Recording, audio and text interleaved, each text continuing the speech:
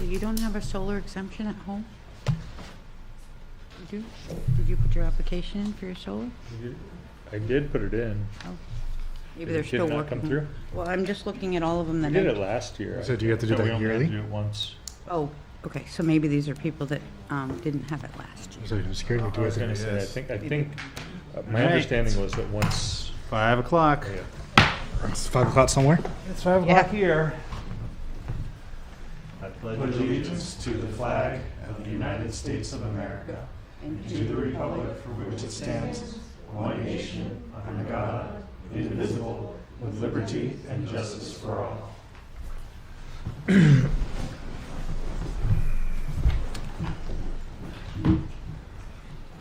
Someone to make a motion for. Oh, we have to do it this You time? have to do it. Gosh. I will make a motion to approve the meeting minutes from April 13th. Second. All those in favor? Aye. Aye. All those opposed? I don't oppose. The next one. Oh, sorry. Keep going. I'm not, this is new for me. You want me to jump on that one? No, I will make a motion to approve the non-public meeting minutes from April 13th.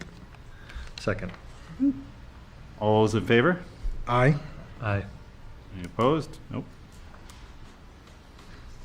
All right, announcements. The Select Board will meet on the following dates at 5 p.m. Monday, May 11th, Tuesday, May 26th. Town offices will be closed on Monday, May 25th, in observance of Memorial Day. Citizens wishing to be listed on the Select Board's agenda should notify Town Hall before 12 noon on the Thursday before the scheduled meeting. All meetings will be held upstairs in the Town Hall and will be held by Zoom. Zoom information can be found on the town's website at plymouthnh.gov.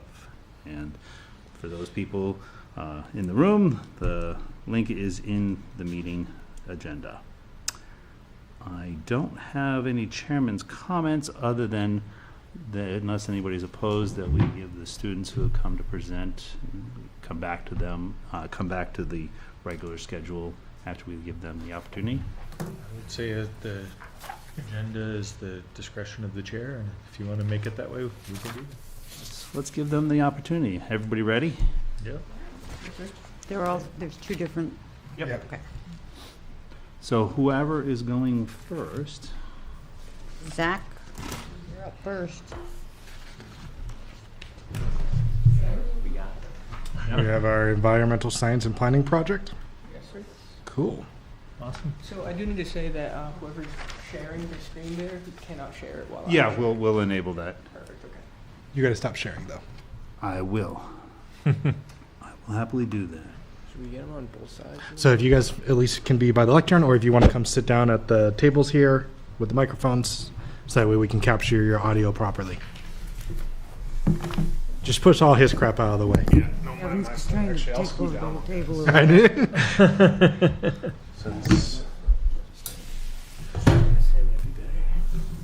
As long as whoever's speaking can Yeah. be at the lectern, that would be fine too. But if you all want to speak independently, you can sit.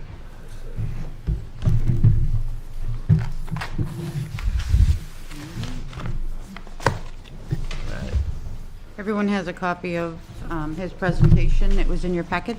Cool. You should have it anyways. I don't know if I can close this without it shutting off. So keep it right here. Yes. And you want to start us? Yeah, my name is Zan Alberici. I'm William Davidson. My name's James Scanlon. I'm Zach Have you pull Rolo. those mics over, because I can barely hear you from here. Perfect. you. Andre, you can share this one, right?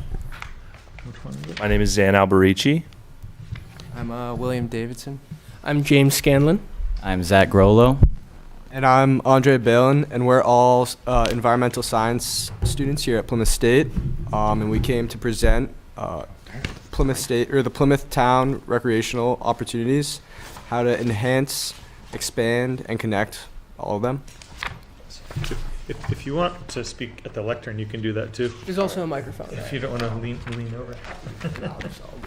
So the agenda that we're going to be going over today is listed on this slide here. It begins with why we'd like to expand and connect our trails, reviewing the previous 2018 master plan, as well as connections to current past natural resource inventories, promotion for recreational diversity, expansion for potential existing trail networks, connectivity to Fox Pond Park in the Walter Newton area, and a dissertation on the Plymouth Mountain potential expansion. So first we'll start with why we'd like to expand, connect, and promote trail networks within the town of Plymouth. There's many benefits to a connected trail system. Additional benefits allow for commercial areas, schools, and public spaces to have access to the outdoor spaces in Plymouth. To outdoor spaces and connected trails have been documented to make a town more attractive to those who value the outdoors, as well as connected trails create safer travel for pedestrians such as cyclists. Benefits of a comprehensive trail network include increased public health, increased economic growth, a stronger sense of community, as well as environmental preservation. Okay, so jumping into the 2018 Plymouth Master Plan, it introduces some gaps that they want us to close, but really just no effective way to actually do this. Just kind of gives us some light arrows to fill the gaps. Gives us partnerships that keep these trails maintained so that we know who's dealing with what, and identifies like the gaps downtown near the Baker River. And then it also states that the river corridor is undeveloped and could be used for future connections. And there's a potential Smith Bridge to the high school trail. But really the biggest thing we need from this is permission from landowners, because any of these connections just bridge through so many tax parcels. And we're gonna need to talk with a lot of the residents to like actually achieve this. Moving on to the connections to the past and present natural resource inventory. The initial Plymouth NRI came out in 2004, stating that 8.3 of all land was designated as conservation land, which totals to 1,497 acres. The town has the ability to create a conservation easement by purchasing land from the landowners. On the original NRI, page 25 states that there are efforts by a few landowners in the town to conserve and connect smaller parcels into one larger contiguous area for conservation. The current Plymouth NRI draft came out pretty recently in 2026, revisiting their draft to create recreation opportunities. Spanning over 105 pages, it still provides no real framework to achieve the goals and connections, at least in this point in the draft. Plymouth offers a lot of snowmobile trails, over 90 miles, that are unused throughout the summer months. The trails are privately owned but maintained by the Central New Hampshire Snowmobile Club. These could have potential for walking and biking trails throughout the summer months, and this would enhance Plymouth's recreational infrastructure by adding pathways to adjacent fairgrounds areas. Another optimal recreation trail for the town of Plymouth is going to be somewhere located at Langdon Woods, which is technically owned by the town of Plymouth, even though it is under the high school and schools jurisdiction, which makes signage relatively tricky.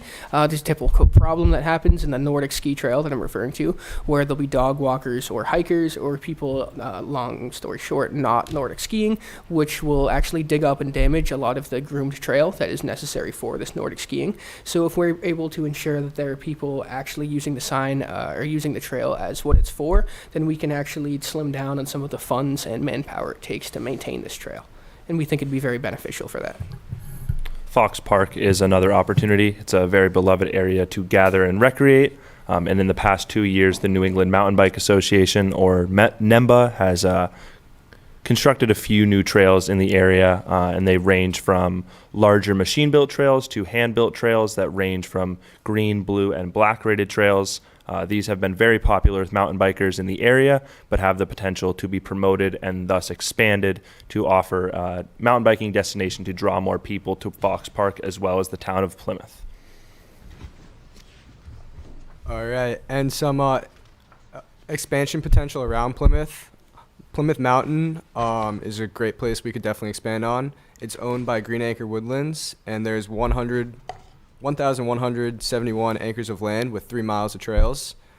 It's the tallest point of elevation in Plymouth, and there are 2 current out and back trails, but there's definitely potential to make loops. Texas Hill, the owners, the LeBanc Family Trust, there are 240 anchors, and there's 2.2 miles of trails. And there's a lot of potential for increase in mountain bike trails around there. And then Walter Newton area is really close, like right behind Texas Hill. And it's owned by the town of Plymouth. There are 163 acres of land with 1.5 miles. There's beautiful waterfalls and wetlands, really pretty scenery throughout. And it has high usage rates, and there's a lot of potential to connect this with Texas and even down to Fox Park. Here we have a drawn-up map of a connection corridor that could go from Fox Park to the Walter Newton area, as Andre was just talking about the Walter Newton area and its high rate of usage, as well as the potential to connect a corridor to the the Fox Park area. Listed is the different parcels that a potential corridor would go through, 2 of which, 63 and 31, are owned by Greenacre Woodlands, who has historically been compliant with conservation easements to have hiking corridors through their parcels, as well as 59, which currently has an unsanctioned trail that is used by many but doesn't have any sort of jurisdiction on whether it is a legal trail that connects Texas Hill Road to the Fox Park area, or the Walter Newton area, rather. Another area we wanted to look back on is the Plymouth Mountain expansion. Like we were saying, it's owned by Greenacre Woods, and it's about 1,200 acres out there. There's currently 3 miles on the Sutherland Trail and the Plymouth Mountain Trail, and it's been used for timber production, but the amount of land that these trails actually use is like insignificant to the actual area. So we propose that like there's an actual loop added, because in the northern part of the map is where most of the logging happens. So as long as you just like undercut that area, I think it would add a great area for people just to draw more people to it and like actually give them something so they're not just seeing the same trail all day. But yeah. In order to achieve these connections in the future, we would need to speak with the New Hampshire Bureau of Trails for funding and support in developing a new trail. AMC could also aid in trail design and guidance, possibly giving additional hands for labor. The Plymouth State students could aid with more technical GIS mapping, fieldwork, and volunteer efforts, possibly in later versions of this class or in our trail stewardship course. And then the most essential part is speaking with landowners and getting permission and coordination, especially in order to connect Fox Park to the Walter Newton area. Ultimately, we believe Plymouth is really good at doing all of these things, and we acknowledge that they have a really, really good existing network of recreational opportunities around the entire town that revolves around the river, the mountains, and a lot of the leaf peeping opportunity. We believe it is an incredible potential for ecotourism around the town, and we really think that this potential community can increase the expansion and connection of the recreational areas. We really hope to highlight on the potential to have other students or other groups do this in the future. I know one of the projects we discussed, the Nordic skiing, was initially going to be a Eagle Scouts project, but we kind of just talked about it a little bit here, and we really hope to have people in the future step on what we're creating here. So thank you very much for your time. Thank you for your presentation. Yes, very nice. So I was intrigued by the loop idea that you had for Plymouth Mountain. Have you run this by the Plymouth Conservation Commission to see if it's feasible? Not with the conservation. Conservation Commission. Sorry, I always do conservation or commission. Not with them specifically, but fortunately the professor for our class, Professor Donor's heavily involved with them. And we actually get to talk about a lot about potential future projects with that, but there's only so much we can do in a like 1 semester time frame. I don't know if you guys, any of the extra emails we shot out was specifically to anyone there. They did not respond to No, mine, yeah. unfortunately. But that was the largest part of our issue, is finding the correct people to talk to, because everybody loves the idea, and the town of Plymouth has a lot of people that are really for it, but it's kind of tricky to get everyone to come together to make something happen long term. There's a lot of trails out there that are not sanctioned trails that are a lot of fun to use, but yeah, getting landowner authorization to kind of make them more permanent is definitely a challenge.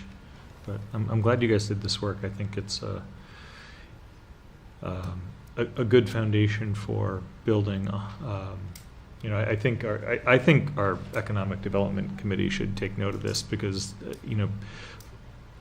further development of a trail network in the ways that you're suggesting would really help create more of a destination for outdoors people to come to town, and in addition to recreation, they might probably take advantage of our local restaurants and lodging and. You note that All there's good things. a lot of trails that are unsanctioned, and like the local community definitely knows about this, and Yeah. it took years before I personally, like at school, found out about the network, but advertising them and promoting them is definitely has the potential to then increase economic growth, like I agree. Yep. I'm ignorant in this part, but on part of your presentation, you talked about the connectivity from Fox Park to Walter Newton, and working with landowners to get conservation easement for trail. Do you know what kind of effect that would have on landowners and homeowners insurance or property insurance? No, I do not know that. No. No, we did not. So that's the big reason for the large network of unsanctioned trails, because everyone's afraid of liability on their property.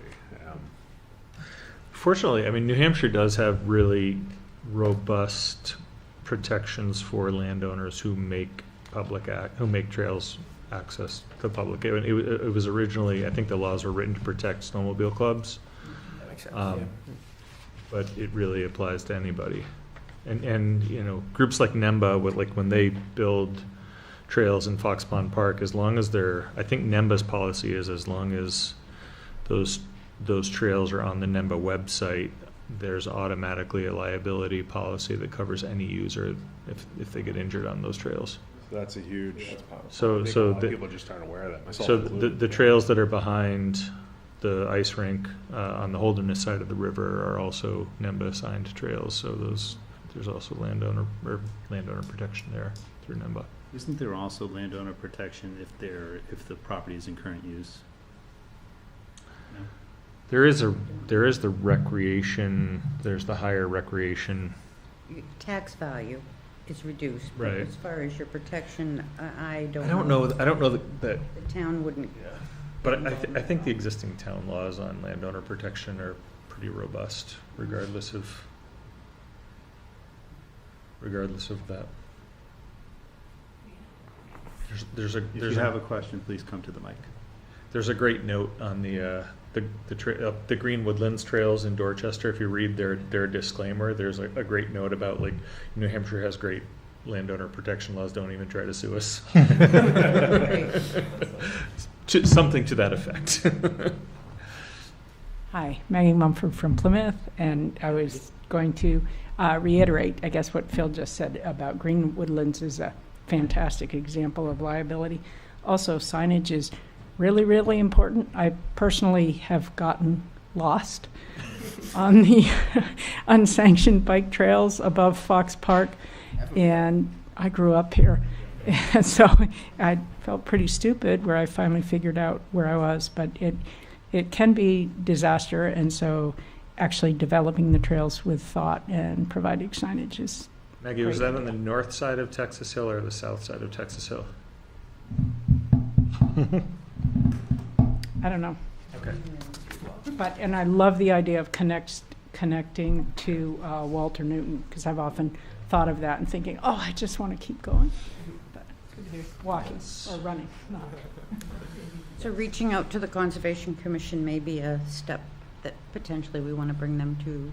Yeah, I would say that would be a good next step, because they have specifically a trails committee, and I know Dr. Donor knows this. So.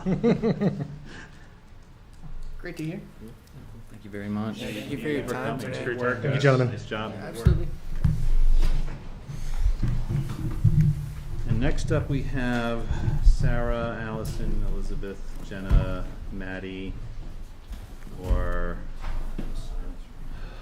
Pedestrian? Pedestrian safety and pedestrian accessibility. safety. Sorry.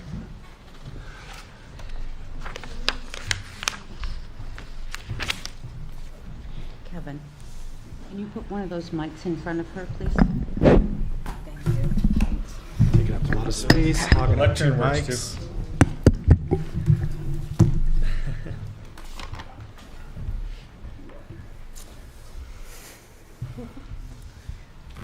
to share your screen? Oh, yes, sorry. Whoever's gonna do it, it's fine.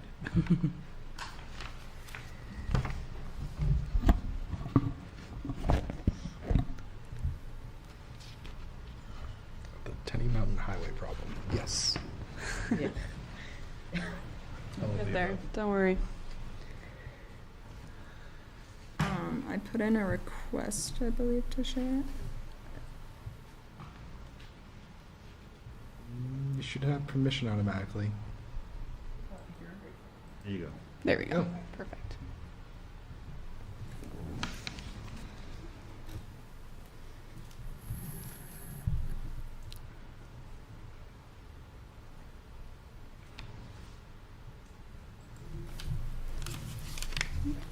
How's that? Thank you everyone for having us here tonight. My name is Allison Kaiser. I'm Maddie Radsvilla. I'm Sarah Winslow. I'm Elizabeth Hastings. I'm Jenna Moore. And we are all students from Plymouth State University that are seniors in environmental science and policy. We're currently taking ESP seminar with Dr. Lisa Donor. We've been working on a semester-long project about pedestrian infrastructure in Plymouth in reference to the recently released Natural Resource Inventory. We're very passionate about safe pedestrian infrastructure in Plymouth as students who commute by foot everywhere we go, and also as representatives of the community members that don't have access to vehicular travel.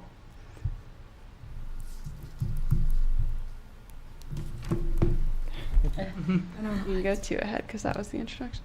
Sorry, give us 1 second.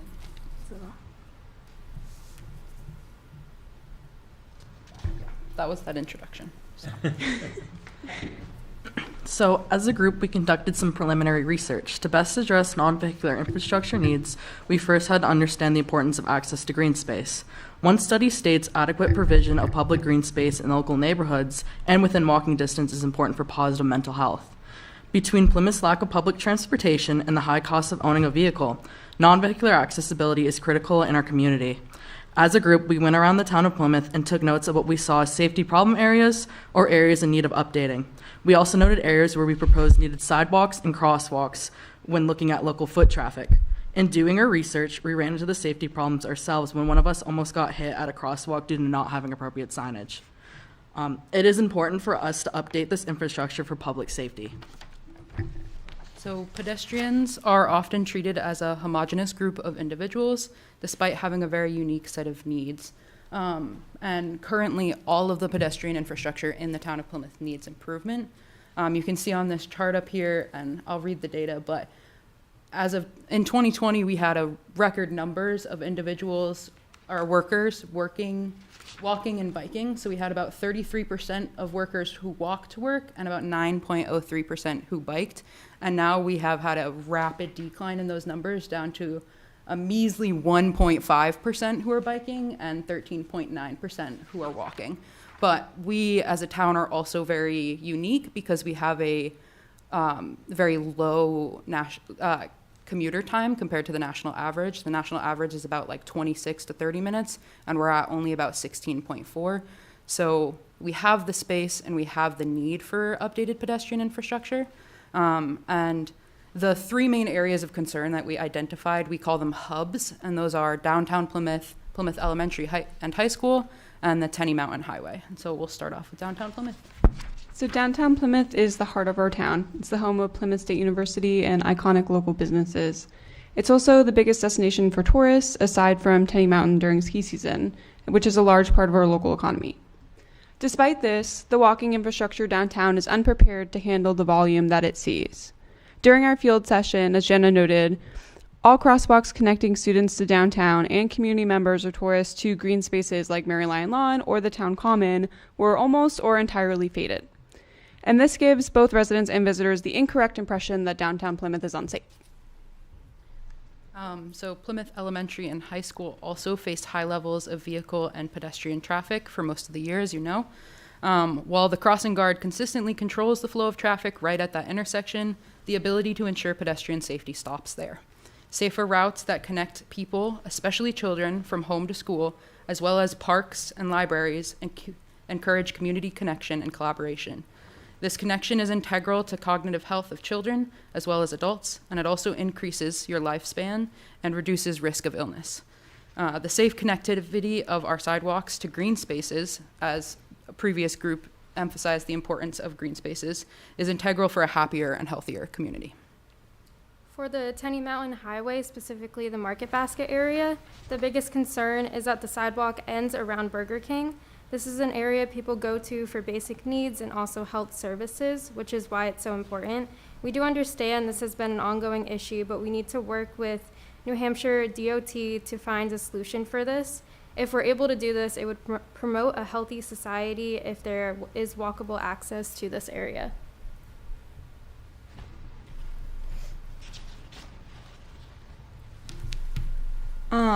After emailing multiple questions, different sources, Norma Jean Morrison, the administrator of Plymouth Highway Department, informed me that there is currently no map of crosswalks in Plymouth. As a result, creating a map of crosswalks throughout the town became a priority, especially one that highlights connections to the hospital, trail systems, and green spaces. Additionally, based on our fieldwork, we identified several areas of concern where crosswalks would particularly be useful for improving safety and accessibility. This is our current crosswalks in Plymouth. This map shows the current distribution of crosswalks across Plymouth, which, with a focus on how pedestrian infrastructure supports movement through the town. As you can see, crosswalks are primarily concentrated in downtown areas, especially along Main Street and near key destinations like Plymouth State University. This reflects higher pedestrian traffic in these areas, particularly from students and local businesses. Just how many there are. Unfortunately, they're not in order, and there's still some. So, if I were to include the whole map, you wouldn't be able to see the each crosswalk as well. So I mainly just focused it on Main Street. So I believe there's like 45 crosswalks you're able to identify.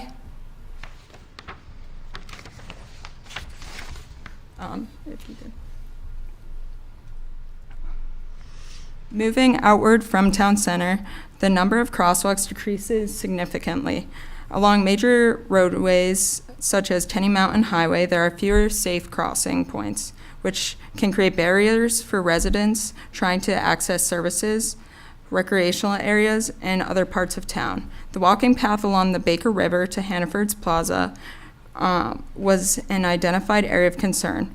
With drivers coming off the highway and the amount of intersections along the Tenny Mountain Highway, it's important to ensure a safe crossing so individuals can access this area, specifically the plaza across with the convenience store, Dunkin', and laundromat. So Hannaford's Plaza, the green line is Plymouth, a trail system along the Baker River, and there's access points from Langdon Woods and Plymouth school systems. And as you can see there, it kind of just leads you to the Hannaford's Plaza, but we wanted to allow more use and safer crossing to the plaza across. And then we have another one. If you could go to, thank you.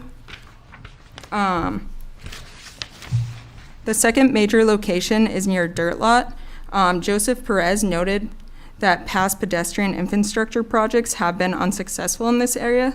Despite these challenges, we still highlight this area due to high pedestrian activity. This section of Plymouth experiences significant tourism and daily foot traffic, especially near the Common Man and Enterprise location. Many individuals are frequently walking along the road. Specific concern areas can include the bridge near Dirt Lot, so. Sorry. Here I have it highlighted, bridge right there where, sorry. So it took us a minute to realize what you were talking about when you said Dirt Lot. Dirt Lot is it's a parking lot that's over by the Armory. It's a student parking lot. Thank you. Yeah. All right. Where the community gardens are. Yes, exactly. But yeah, the bridge, you can see it right there. I highlighted kind of, there's a walking path mainly made from foot traffic, not like official, but a walking path along there and somewhat of a sidewalk along the bridge. So it would be important to add a crosswalk in that area and to connect it another one in the entrance to the Common Man area and Enterprise location. These locations present safety issues due to limited crossing opportunities and unclear pedestrian routes. And improving infrastructure in these areas is especially important because they serve as key access points to Langdon Woods trails and connect to downtown Plymouth. Addressing these gaps would enhance both safety and connectivity for residents and visitors. I also highlighted in the map over here, these are just zoomed in, but allowing kind of a safer crossing area again because you have entrance and exit from Tenny Mountain Highway just to Fairgrounds Road. Yeah. Overall, these maps help identify where crosswalk infrastructure is working well and where improvements could be made to create safer, more connected pedestrian routes throughout the community. So we have created a bunch of recommendations. So as you've heard and found out, pretty much all of the pedestrian infrastructure in the town of Plymouth needs some improvement. And to ensure that we can start making progress on improvements as soon as possible, we broke our recommendations up into 3 different timeframes or scales, long-term, intermediate, and short-term goals. So our long-term goals is obviously creating sidewalks and crosswalks along the Tenny Mountain Highway area, as you saw in those maps that Maddie created. Trying to get that North Plymouth project back on the plan, whether that 10-year plan through the state or just prioritizing it as a town because it has been a reoccurring issue. We have seen it. It's been a reoccurring project that has been brought up for years. I think when I looked through minutes and we looked through minutes, we saw something along the lines mentioned in 1990s, like late 90s. It's been a project that the town really wants, and we need to put some emphasis towards it. An intermediate goal is just ADA compliancy and current sidewalk repairs. So we really need to start making improvements to our sidewalks because of our tourists, because of our residents, and because of our community members who physically can't drive, because we need to think about those groups of individuals as well. And the short-term goals really are just updating crosswalk paint more consistently with whether that's longer lasting paint as well as an emphasis on maintaining it as it disappears, because we know we're in New England, salt, water, snow, it's all going to damage it, but we think emphasizing the maintenance of it is a priority, as well as more signage specifically downtown to ensure that no pedestrian becomes invisible to the roadways. So again, we just want to thank you for having us here tonight and for hearing us out. We believe that Plymouth has the foundation to be walkable and bikeable, and we have presented some workable solutions to make this a reality, and emphasizing the importance of linking community members to green space and just aiming for accessibility for all, because everyone deserves not only access to green space, but also access, non-vehicular access to basic needs that are provided by the town, just unfortunately mostly only by vehicle. Thank you. Thank you. Thank you. Thank you very much. I mean, it's good that you noted that the paint is, I think we have a regular process for repainting. Yeah, we do them usually right before, we do them manually. Yeah. Mm-hmm. A lot of work. Expensive too, 'cause Yeah. you gotta line them to state spec. Mm-hmm. Yeah. Mm-hmm. We looked into alternative, like different types. I'm not sure what type of paint that you use, but we looked into alternatives that could potentially be longer lasting and more durable. But it was hard to find for sure. Like research was out of our wheelhouse. Yeah, majority of them. Exactly, it's the plows. Solid plow and just peels them up. Yeah. But that's why, so in that document that we provided each of you guys with, we recommended some alternative options. Well, they also are likely to be expensive, and that is one of the biggest issues. They are like things from speed cushions to different raised bumps to encourage people to slow down for traffic, so that it's called like traffic calming measures to ensure that people are being safe and thoughtful when they are driving through the town as well. Because there have been on more than one occasion that I have seen people almost get hit because people are not paying attention or because they're just driving too fast. There are funding alternatives and options within the report as well that we did some research into with the help of Joseph Perez and also on our own. Having funding options is a great thing for the report. Thank you. Yes. Yeah, much appreciated. I know Joseph has been probably an indispensable asset for you. I know Absolutely. Yeah. one of the things that he has applied for and we've received is the Northern Lights grant, which That's will in here. Yeah. help with at Yeah. least part of your project of lighting and accessibility or signage into the downtown area. So. Yes. Yes. Do you have any questions for us? No, but thank you for sure. Yes. Of course. Thank you. This just adds weight to things that, we've already been. I know. We didn't want to get up here and just tell you things you already knew, but It's good because you've done it in a nice way, and this is recorded and visible to the greater community. So, thank you. thank you. Thank you so much for letting us In present 30 this. years, when another class is doing Good this, work. they'll be able to reference this and say something. Yes. About this in 2025, and nobody's done anything. That was on 2026 there, Senor. Thanks so much. again. Thank you. Sorry. Horrible pessimism there. Well, it's And not without precedent. Look at our fire station. Whoever's sharing, if you could. Okay, thank you. Stop sharing.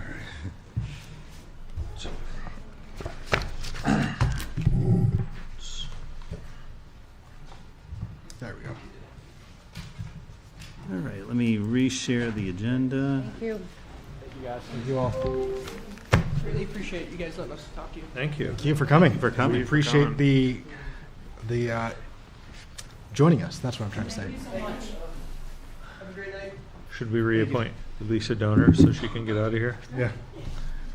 Oh, yeah, we could do that. Um, Well, she doesn't have to be here for that, but yes. No. let's- You apparently need to be reappointed to the Plymouth Conservation Commission. So, I just want to say, good job. Those were very good presentations from your students. I So, agree.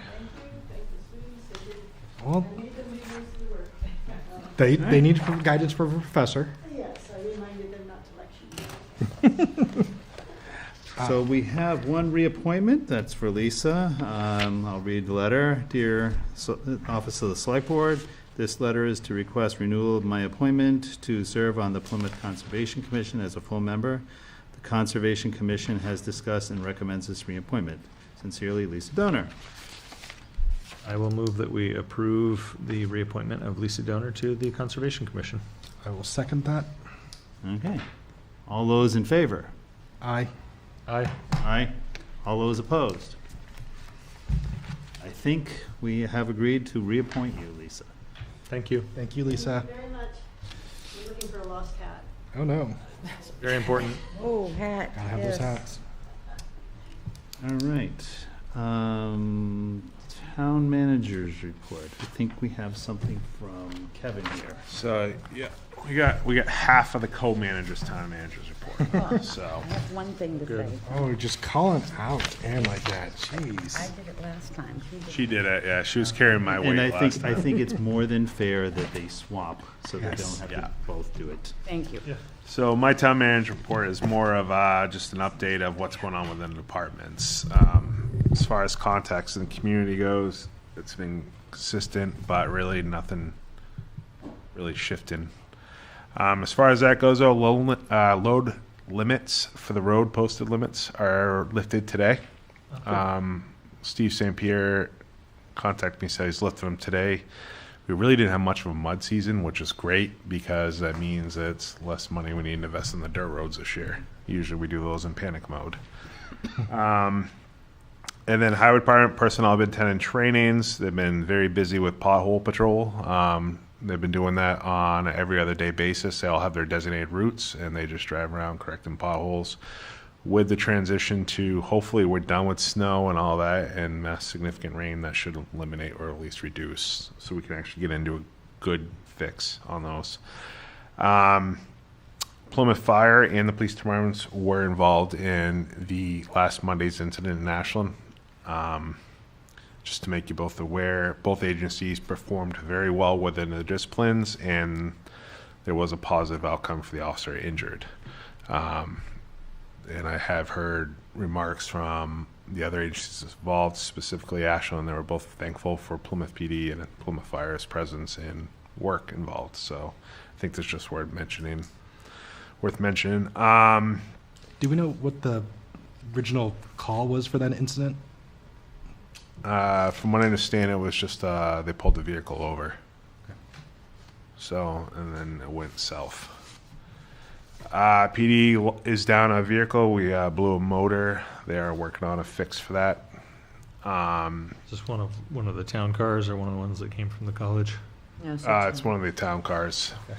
So they're working on that. And then PSU Spring Fling happened last Saturday night in Holderness. Positive outcome, no major incidents to report. Were we providing mutual aid to Holderness during that? Yeah, we were detailed most of our agency over there just because of some of the challenges with the university. So we assisted PD over there, and then they came over the bridge and assisted us once it let out with all the buildings. I was going to say, I mean, that's kind of a question, you know, with Plymouth taking over the campus police would have covered that in Holderness, and now that they're part of Plymouth, there's no obligation to, so I'm glad that we did. So This police really has never been, or recently has not been fully staffed. Right. So Even if they were here, there would only be 2 of them. Right. So Yeah. we still would have been involved. So we had a heavy presence over there and assisted them every way we could, just because it was abnormal for it to be over there in the last dozen years. So. Mary Lion Lawn is Correct. still under. So It's being cleaned up. Are we going to be compensated from the university for the additional detail requirement for something like that? yeah, we are compensated for our resources over there for this event, just this event. Yeah. So, parks, we had Parks Department did a really good job cleaning up Fox Park. We had the annual derby over there, went off fantastic, no major issues, well attended. The weather was actually great compared to the last few years. It's rained, so we had a good turnout. They did some good road repairs within Fox Park for the handicap access, and then they did hire Jesse Eltikin as their new full-time member of the rec department. So Nice. Awesome. Oh, I'm sorry, Parks Department. I always get that confused. And then we also, on the same note, for plan development, we hired a new building inspector for the community, Jeff Lanaville. He is local, lives in Rumney. He's got significant experience with HVAC, plumbing, and gas, so he'll be able to pick up and run with that real quick.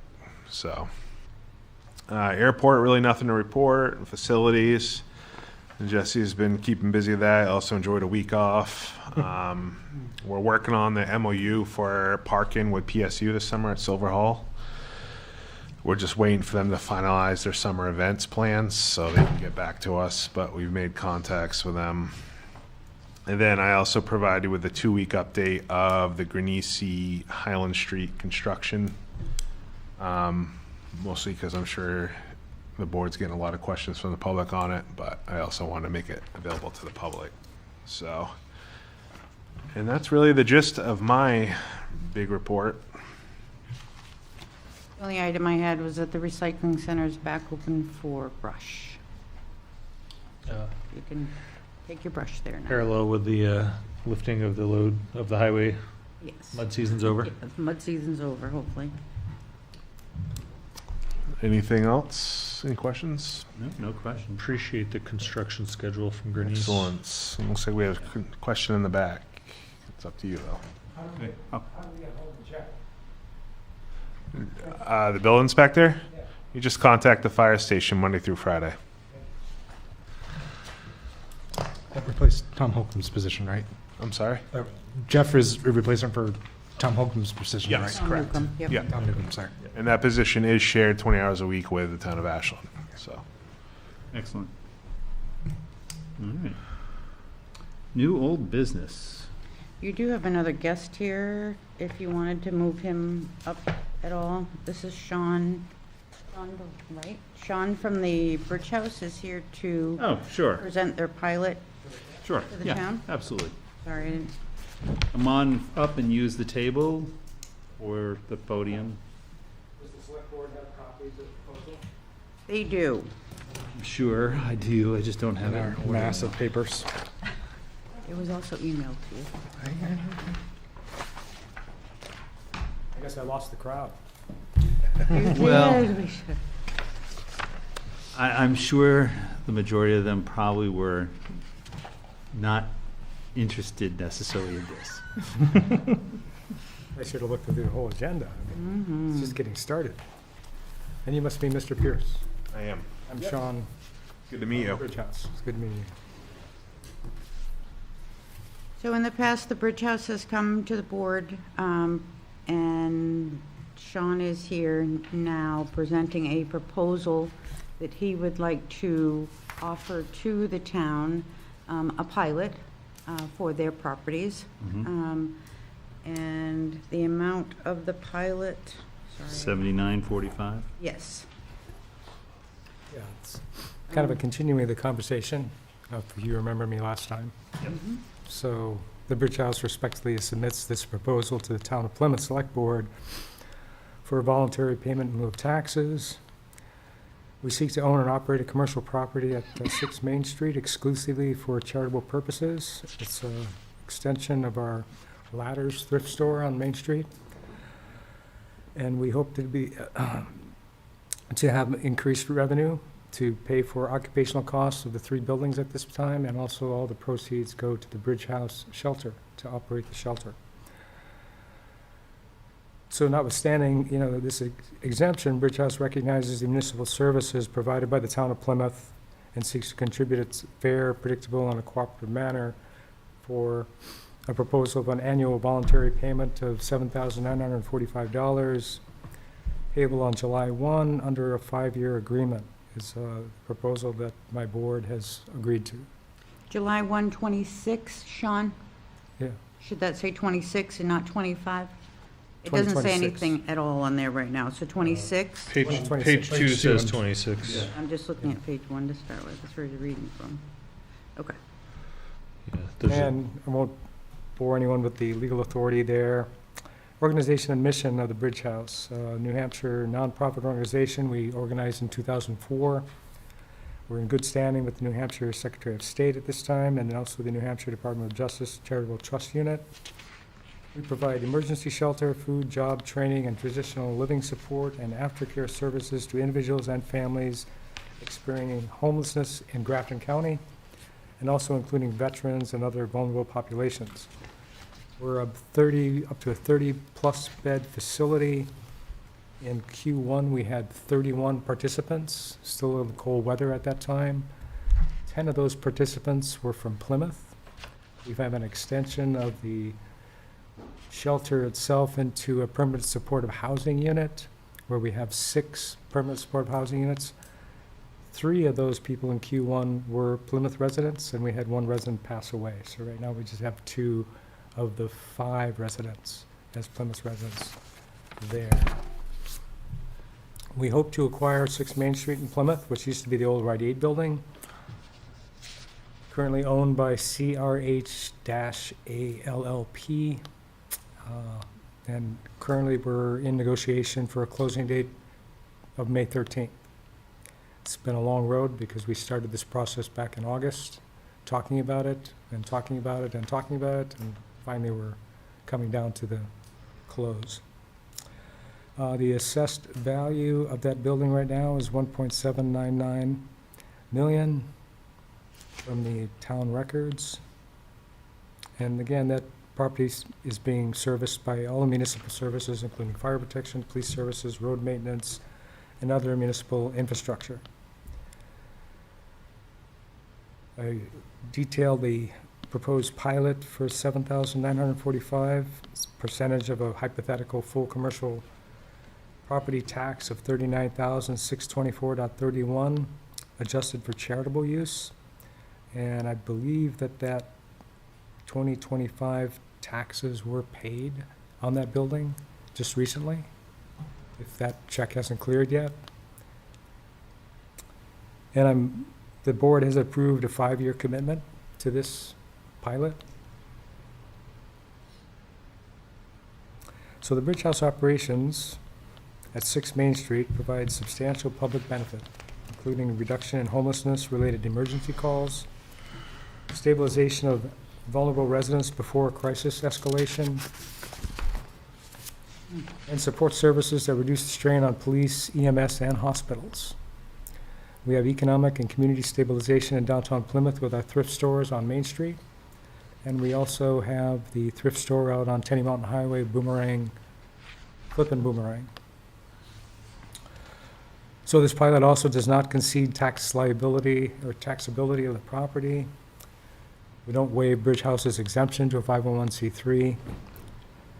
We create no precedent for other exempt properties.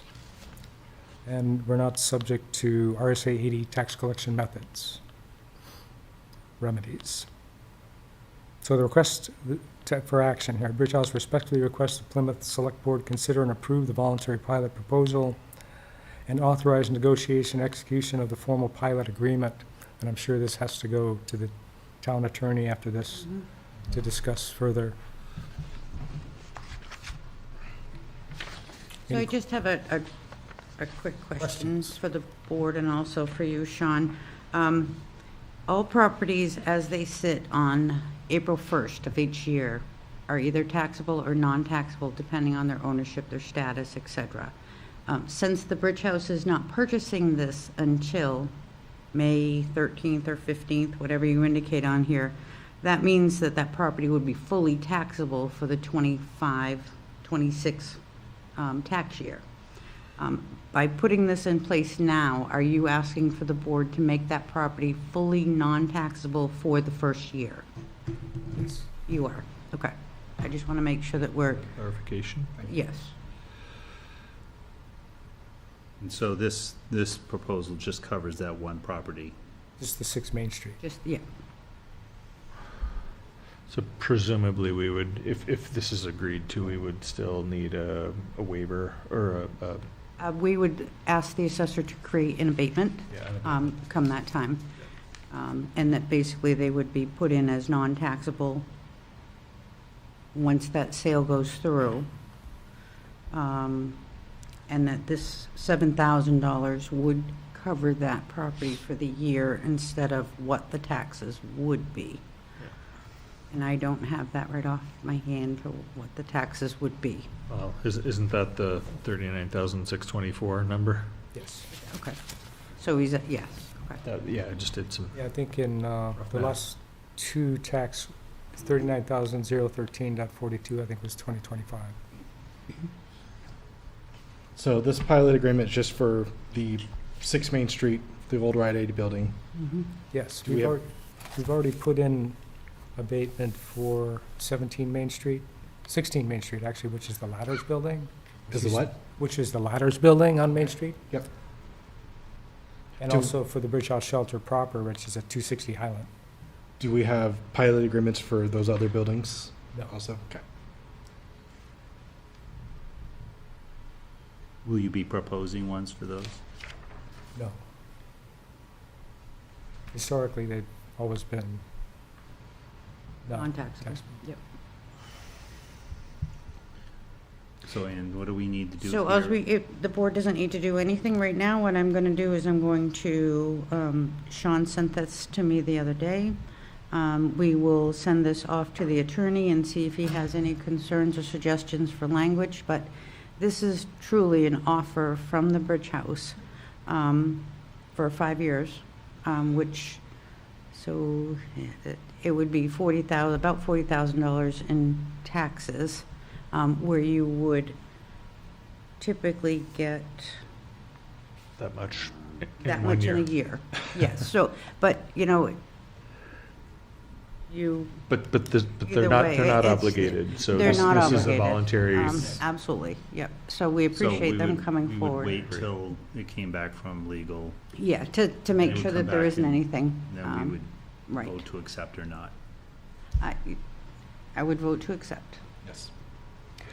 Well- Yeah, just checking on the wording is what we're doing here, nothing Okay. specific. I'm preliminarily supportive of this, but we're not voting on this tonight, so Yes. once we hear from the attorney, I would, So it's just some semantics of running through the process of getting everybody to review it. I And then, understand. I'm sure that by the 11th is the next select board meeting. I'm sure that I will have this all presented to the board, and if there's any concern, Sean, we'll have you come back in towards the end of May. All right, but I can't foresee that there will be any. I'm not an attorney, so I can't.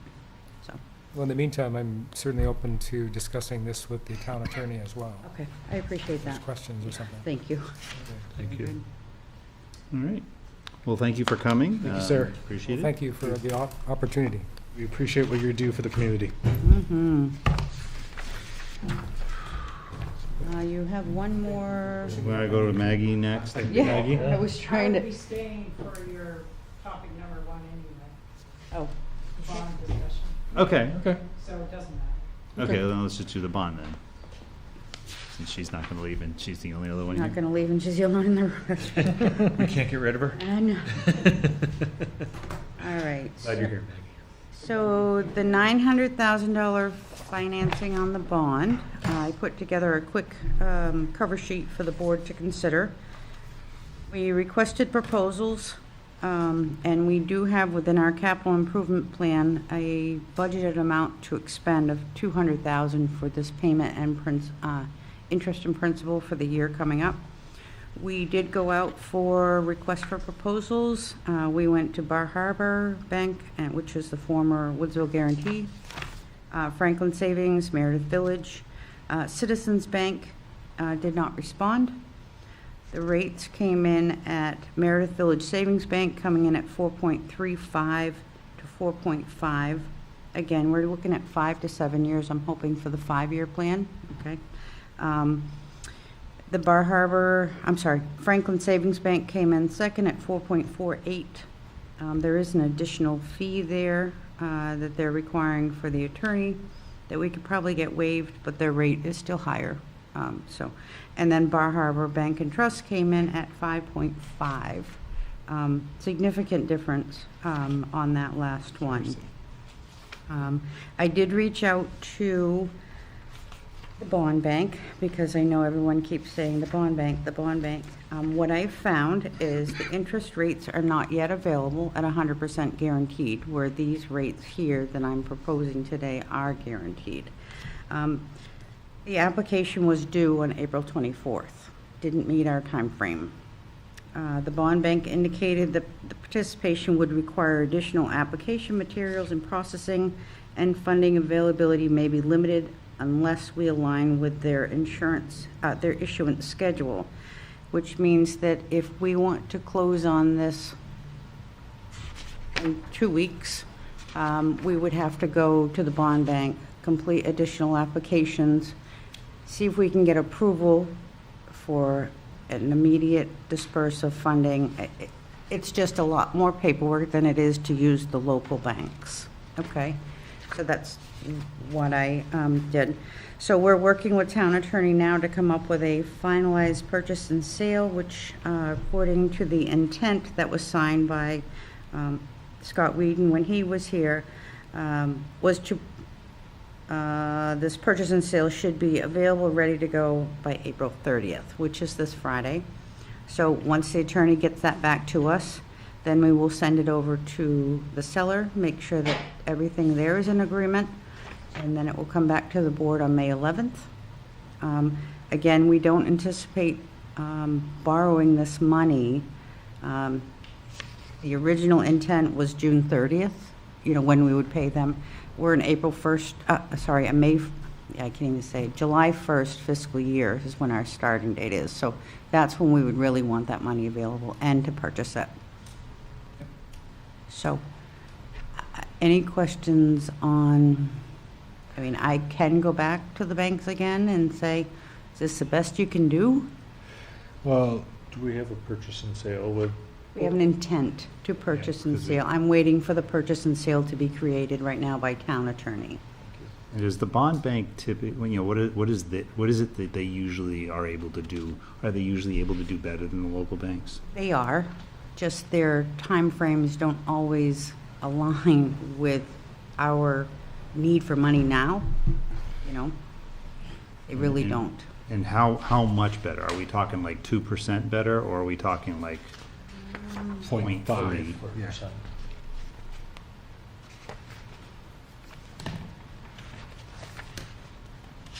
And I gotta dig.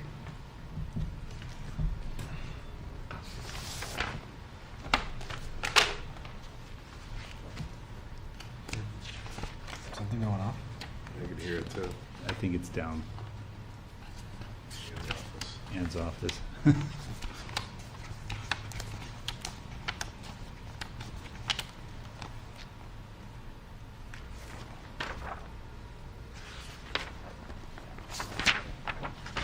What's the last page? So their historic rates, I have from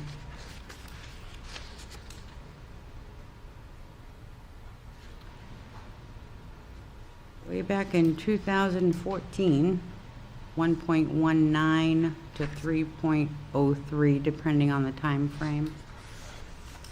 In 2026, their rates go from 2.3 to 3.4, depending on the time frame. So yes, they can be significantly lower. However, we're running up against a time crunch. So the problem with the bond bank is even if we need it, like, we're in a position where the seller wants that check July 1st on the money. Yeah. I'm sorry, the seller what? The seller wants that Money. check July 1st on the money because they're holding it for July 1st, which was the agreement Scott originally made. Yep. I'm sorry, Kevin. And I have heard from the seller agent that's pushing. They want their money. If we go through the bond bank, we wouldn't be able to secure a loan till probably mid-August at best. Okay, that's the important thing. That's what we need to know. Clarify the challenges, just because of the process of the bond bank. And they've probably already been waiting for us. Yeah. They have been waiting since January when the intent was signed. I So, think. yeah, we're literally waiting on council to get the purchase and sales back to them immediately. And we do have, if we looked at the itemized schedule, the amortization schedule, we do have enough in this year's budget to make that payment. However, most of those bonds, the first payment won't be due until a year.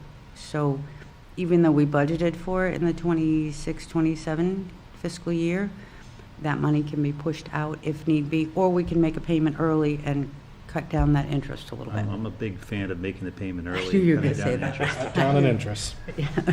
Yeah. Yeah, if the bond, like, if we can't get the money that we need in time for the bond bank, I would say, yeah, we move forward with, So we Yeah, have the thanks, money available on July 1. We will, Can we, or before. and we have 12 months to make the first payment? Is that what you said? Well, the first payment usually with these banks is not due until July of the following fiscal year. So I have two concerns. One is that the letter of intent is for 850,000, not 900,000. For what? 850,000. Correct, but we have 900,000 that was approved at town meeting. Yes. And the mean we have to reason that we borrow. went up that much was because in addition to the 850 for the loan, we also have to pay $5,000 for a special attorney for bonding. So there's all kinds of little other incidentals that fall into So there, Up to. up to. Right. I guess my question is, can we figure out how much of the money that we authorized to pay this year could be paid directly to the buyer, and then we'll finance the balance so that we can make that first payment a year from now, but it would be on, if we've authorized $200,000 in payments, when we finance 650. You know, if we can- And then, I mean. Either way, it's not going to affect your rate. True, but. That's but what it- you're it approving definitely right It won't affects the now. affect the amount of rate, but it interest. will affect the accrued interest over the. That's fine. term. What the board's approving tonight is for us to move forward with a bank at a rate. Yeah. So, Yeah, I'm good with that. Somebody want to, nope, I can write that down. there's only two of you to make a motion, so. Are we choosing a specific bank, or are we Yes, just please. Meredith, I would, yeah, say Meredith Village Savings Bank? Okay. I would second that. I will make a motion for the town to proceed with Meredith Village Savings Bank to secure a bond For an amount up to? for the amount up to $900,000. Second. All those in favor? Aye. Aye. Aye. So after that purchase and sale is put together and we have, our bond counsel has said, you're good, go ahead. We will bring the items back. Do you want the board to sign that as a whole on the 11th? Or would you prefer that Kevin and I, or Kevin and I, sign those? I guess I'm fuzzy on what authority the interim manager has. Whatever authority that you give us is what we So have. we could We could motion to, make a motion for allowing them to sign it. Or we can just bring it back on the 11th. I'm sure the 11th or the 27th will be. I would vote to authorize the, Ann and Kevin to. So is that a enter into motion? that turn agreement. that into a motion? I would, that is a motion. I move that we authorize Ann and Kevin to engage in the agreement with Meredith Village Savings Bank. I will second that. Okay. Any further discussion on it? All right, all those in favor? Aye. Aye. Okay. Guys have it. We will just give you an update on the meeting that comes up on the 11th. Thank you. The next item. It's Maggie. Sorry. Moving along, we have Maggie Mumford here on behalf of the Plymouth Energy Commission to discuss the design process for a potential safety complex. Yes, I live in Plymouth, Maggie Mumford. So I wanted to mention first that in addition to the PV projects that I've been involved with, I've also been involved with LEED projects, campus-wide energy retrofits, planning for those retrofits, and involved in installing a brand-new campus-wide energy system and participating in the commissioning of all of those. So I feel like I've pushed, PV, but I feel like I bring more to the table than that and can represent the Energy Commission's feelings about goals for the new safety complex. My understanding is the protocol is to bring these ideas to the select board first, not trying to diss the safety complex building committee, but I'm glad you're here. And it's a lot of background information, not much action requested.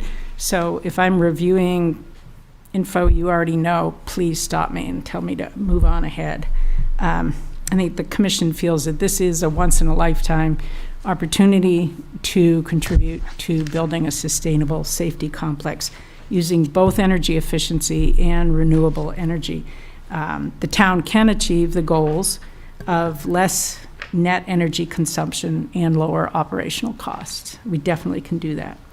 This was expressed well in the RFQ draft that we already have. Now with an approved site, we being the Energy Commission, ask that the design process continue to emphasize sustainability and aim for specific goals that we can achieve with available assistance. So New Hampshire Saves would be a big part of this, and as their website states, they're a collaboration of our electric and natural gas utilities working together to provide their customers with info, incentives, and support statewide. New Hampshire Co-op is a partner in this collaborative effort, and there are multiple pathways for achieving the energy efficiency. Earlier in the design process that we plan with the co-op, the better, because then options are greater and financial incentives are vastly improved. Those incentives depend on the timing and the commitment to energy planning.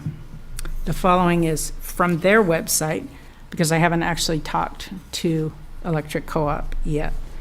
The first pathway of net zero has the goal of harnessing as much energy as you consume, energy or electricity, with the combinations of energy harnessing, such as with PV, and efficiency depending on the specifics of the site, the finances, and the owner's desires.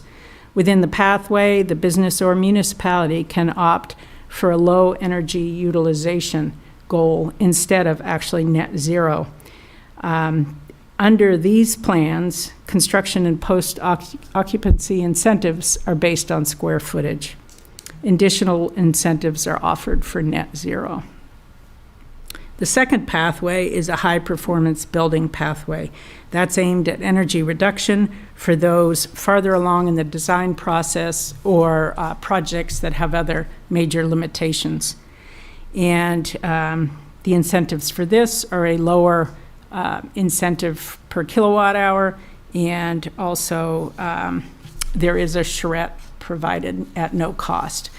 So definitely increased efforts in planning are provided. The pathways are described in a bit more detail in some brochures that I have printed out. Operational costs are a primary consideration. Eric Sandberg is would be our Electric Co-op contact. The pathways appear more comprehensive than the programs that the town has been involved in before, the directed incentives like the town hall energy audit. Also, New Hampshire Saves, this would help, has the offer of custom goals and incentives, and I have talked with Clean Energy New Hampshire about some of those. An example of current construction, which is designed to be net zero, is the Exeter, New Hampshire Safety Complex. It's a 23,000-foot square project. My understanding is the original plans for energy efficiency were upgraded to net zero by a citizen initiative. The building committee is currently reviewing and potentially providing suggested edits to the RFQ drafts. I've specifically suggested asking applicants about net zero and high performance building experience. The commission is recommending to the select board the pathway of net zero electric. We're not requesting a vote. I think that would be very premature.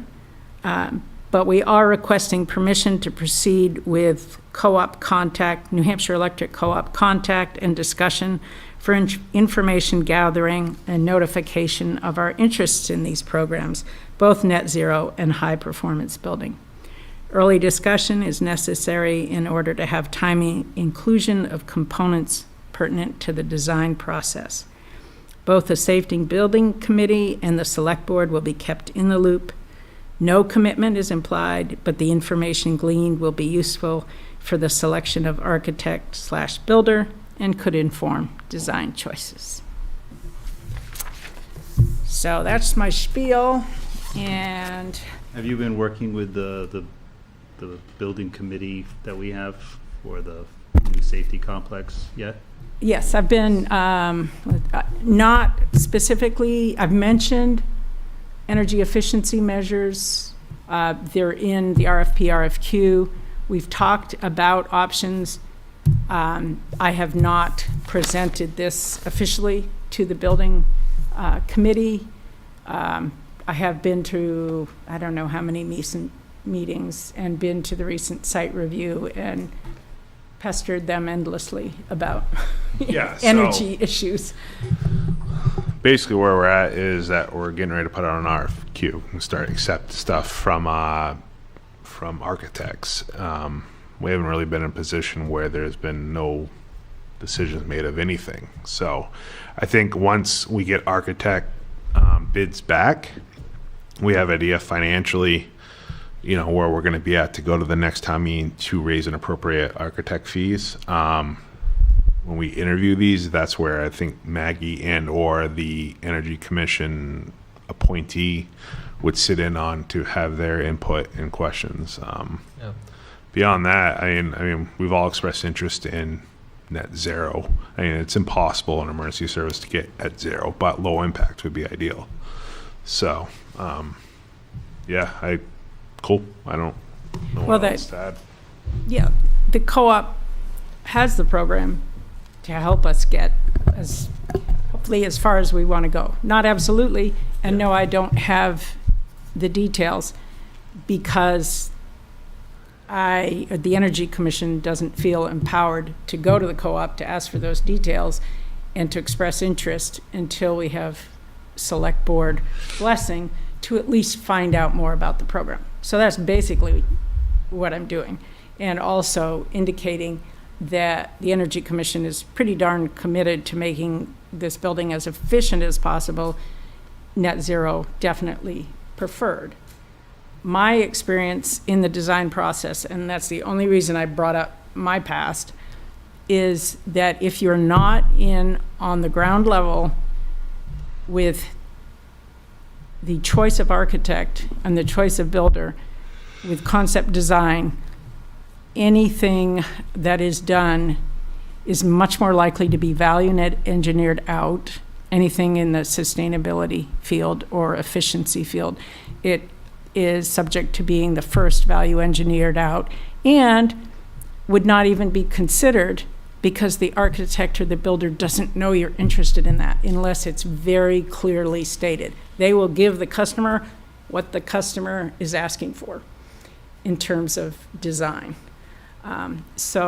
That's been my experience with projects before, and that's why we're bringing this up so early. One of the reasons, the major reason though, is the co-op is clearly adamant.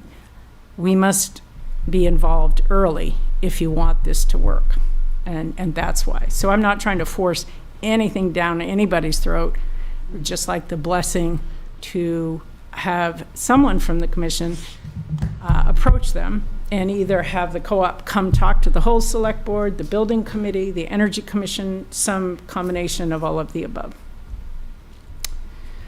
Anybody of you seen a downside to? Yeah, that was my question. I don't see any downside in the Energy Commission engaging with New Hampshire Co-op or New Hampshire Saves as early as possible to make sure it's, as long as it's kind of in lockstep with the building committee. So Eric Sandberg would be the program administrator contact, but we also have a contact with Chelsea Smith, who is the key account representative. She came in and spoke to us a couple of weeks ago. She would appreciate, I'm sure she would be a good point of contact for us to start with, and she would get us to Eric if that's the right path. I think the other thing to think about is that as the summer goes by, we're going to see the National Guard Armory come down and new construction there. And that is a building, I believe, which is going to be of similar scale to what we're going to be looking for. And they're planning to do, I think they're going with a LEED bronze or LEED silver certification, but they're also planning to put in enough generation that they're also going to be net zero. So it's not impossible to do on that scale. I think when the Army Corps or when the Guard facilities people and architect came to present to the planning board, that was, I think they identified that their marching orders for new construction is that they want any new building they build to last for 100 years. So they have longevity in mind. They have low cost of operation in mind. They probably have deeper pockets to invest in that up front, but if we can make that work as a town, it's going to have better benefits for the long term. So when we look at bonding something for a construction, it doesn't bother me to go out as long as we can, as long as, to cover the higher build cost, as long as we're reducing our operating costs, and we'll recoup that over time. There are also the options of making something, quote, net zero ready.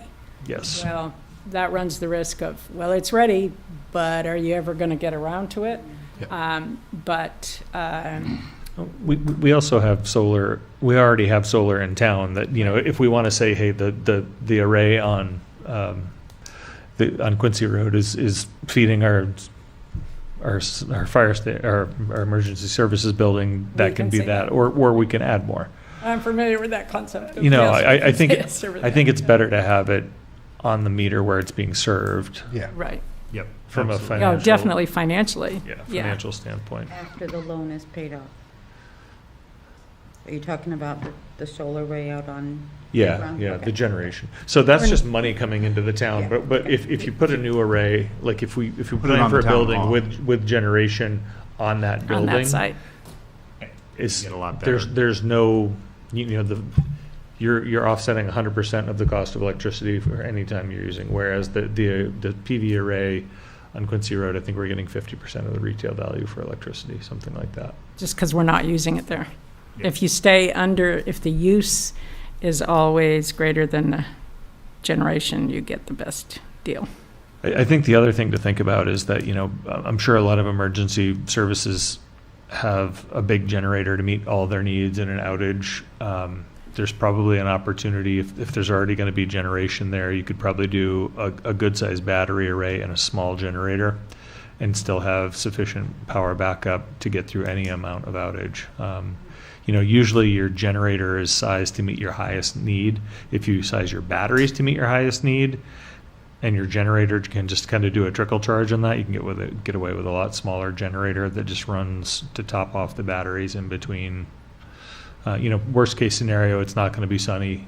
Solar panels are going to be covered with snow, but you're still going to have batteries that you could charge with a generator to meet that high demand, and then Right. yeah. So there's still potential to make that work.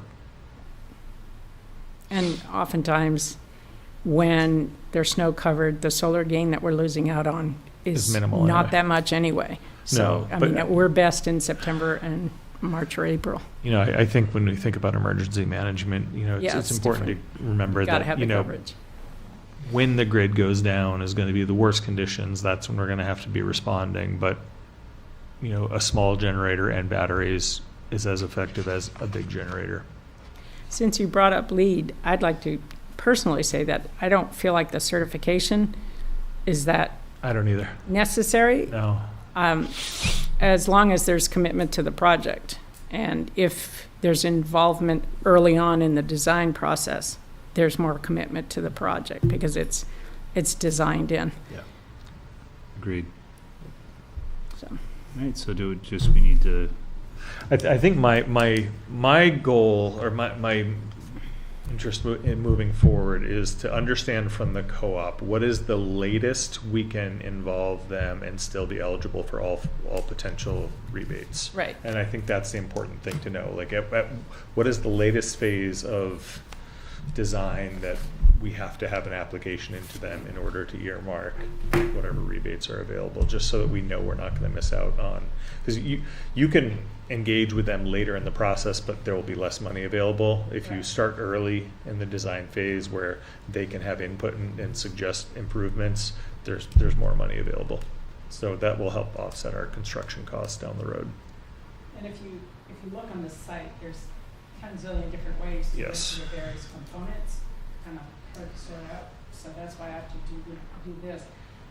But also municipalities can go for all of the incentives that commercial and industrial projects can get, plus all of the additional piecemeal projects. So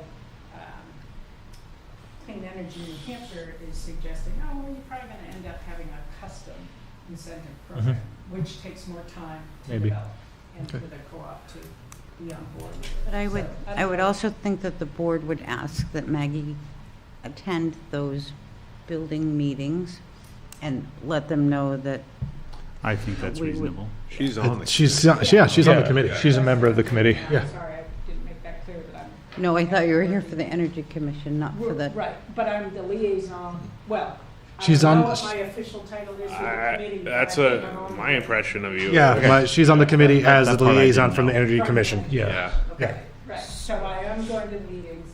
Yes. And I would certainly commit to everybody needs all the information.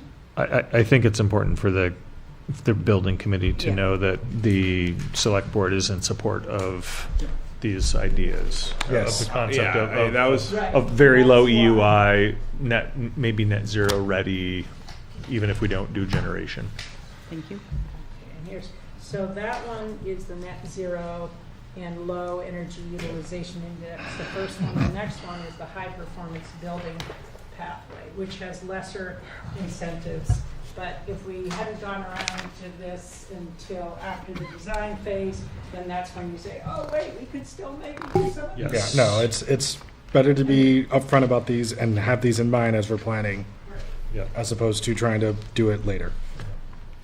Yeah, and if they are added on later, it will cost more to do it. Yes. And then it's value engineered, Right. or it is more easily the focus of that. So will you be presenting this to the building committee?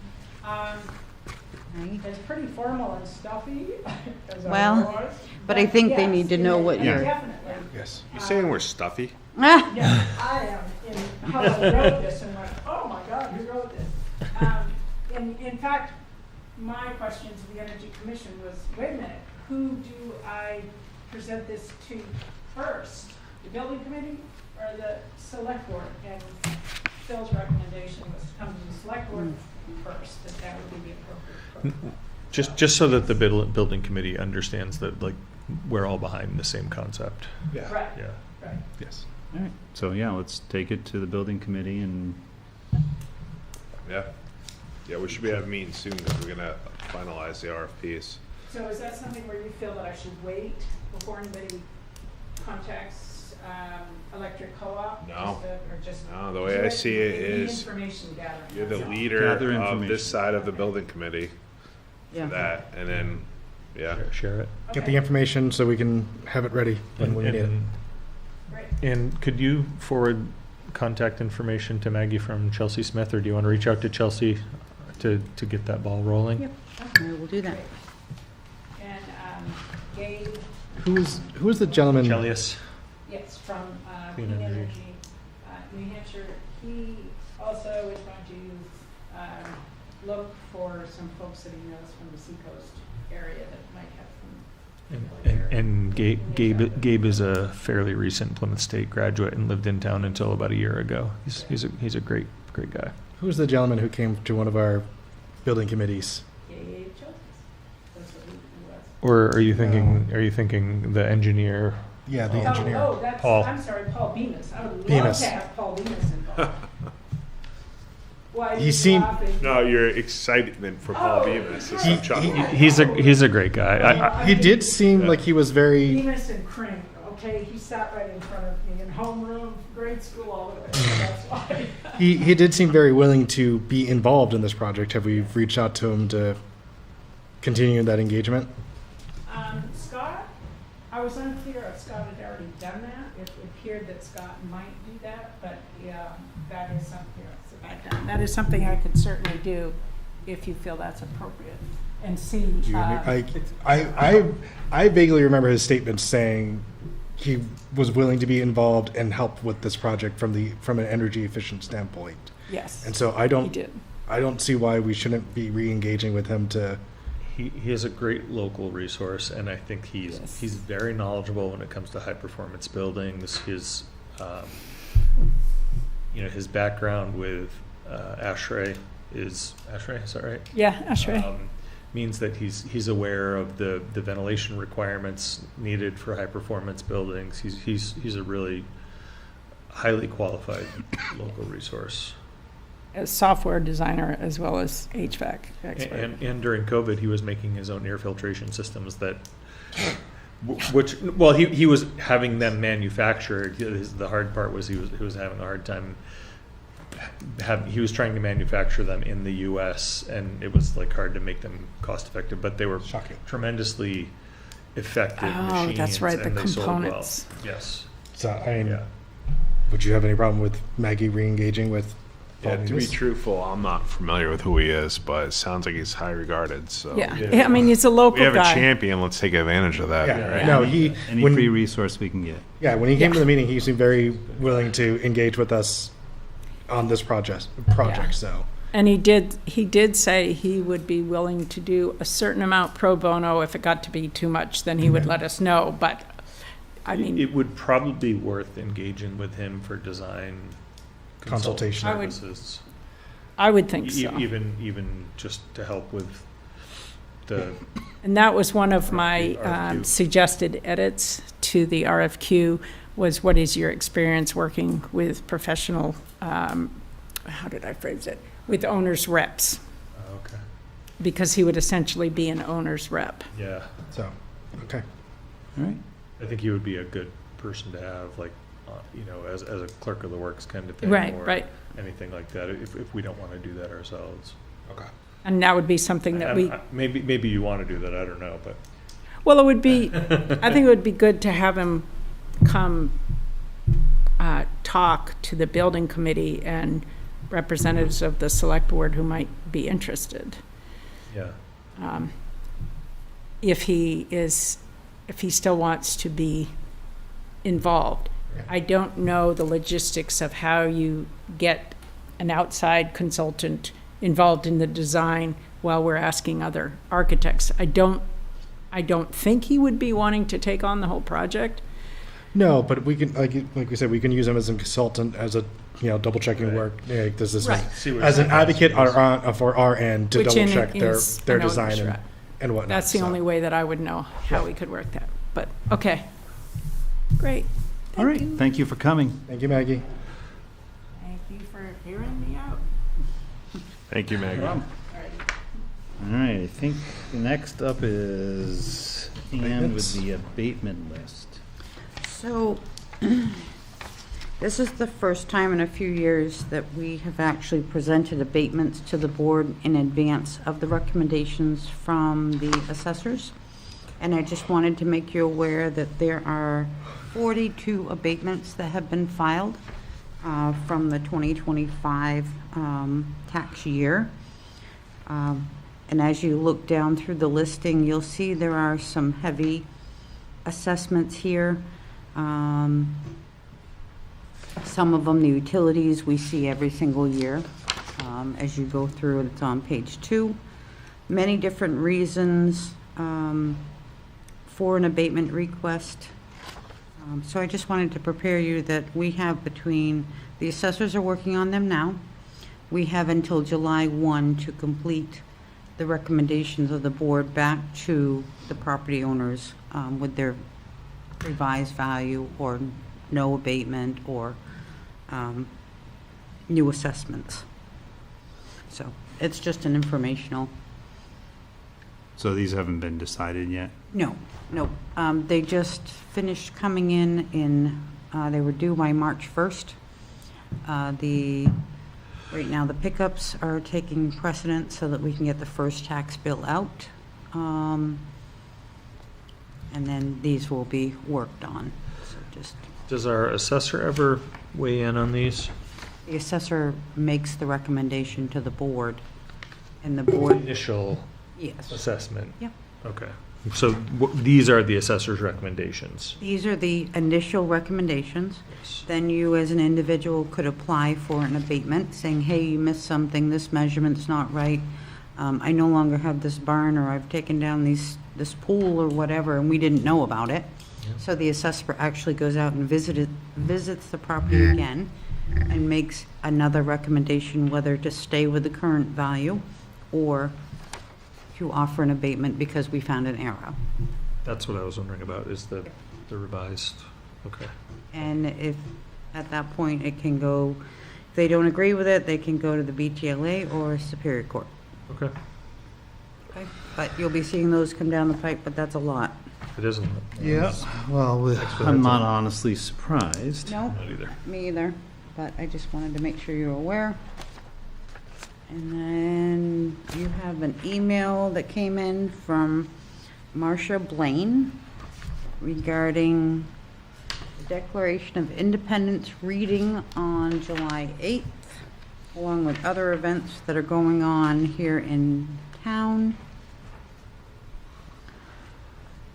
It sounds like at one point Zach had agreed to participate in the reading, and I believe that he's still interested. But there might be other parts to the declaration that she's looking for additional assistance with.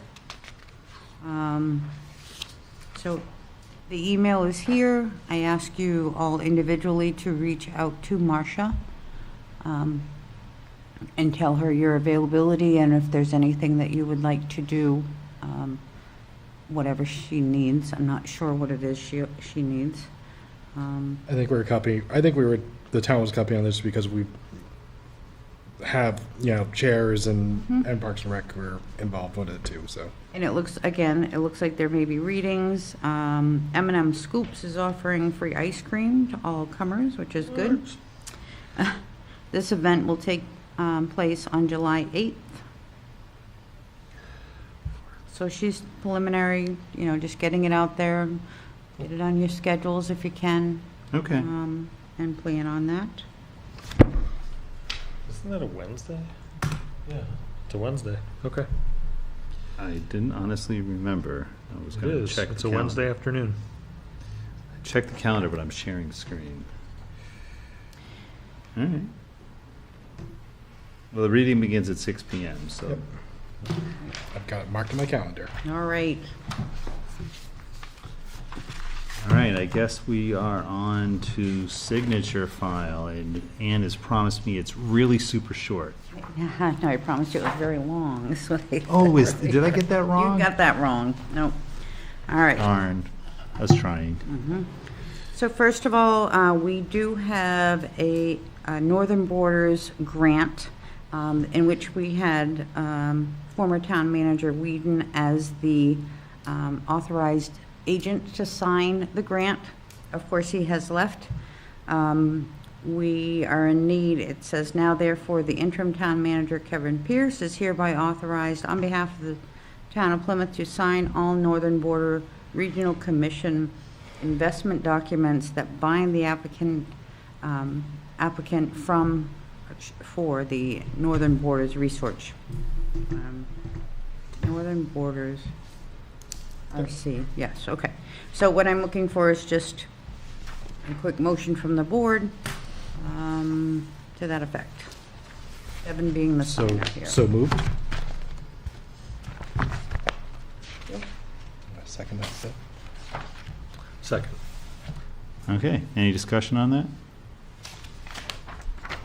So the board does not have to sign it, just Kevin. I just need your Okay, all those in favor? Aye. Aye. The motion's approved. All right. So the next item is the 2025 municipal assessment data. This helps us come up with our ratios. This says we the undersigned do hereby certify that the assessments and sales information provided by us, your contracted assessor, is going in correctly. They have already signed it. This was their contact information. They do ask the board to sign that you are following up with that. The next item is a permanent application for property tax credit. This is a all veteran tax credit for property in town. The assessors have reviewed it and the application qualifies. Oh, sorry. Okay. The next item is again another veterans tax credit. This is a veterans tax credit and a veterans all tax credit. Veteran qualifies according to the assessor. And I'm not saying the name or the property, it's just the board has to sign these, and you can come in and look at these at any time for the most part. This is a spouse getting the tax credit for service-connected total disability. And according to this form, they qualify. That is a big pile of paper. I know, it's just a lot. It's the time of year. Here's another spouse veterans tax credit. This is the optional, this is the standard tax credit.